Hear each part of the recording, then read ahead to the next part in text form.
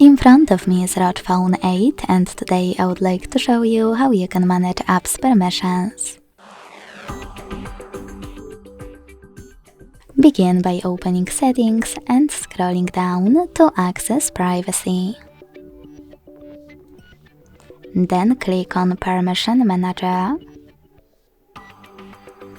and tap on one of your device's options that you wish to manage, like Camera.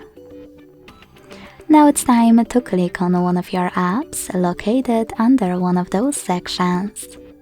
Allowed all the time, allowed only while in use, or not allowed.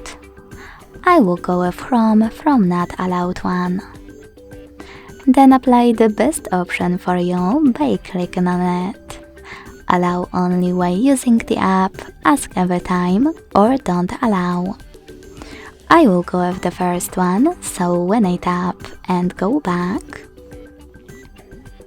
I can start Chrome just gained access to this device's camera if I'm using my browser. If you want to, you can also select one of those options to access an app that you wish to manage. Like for example, Facebook. Now ignore all of those options and scroll all the way down. Then select See All Permissions at the bottom. Now you can manage all of those only for chosen apps the same way.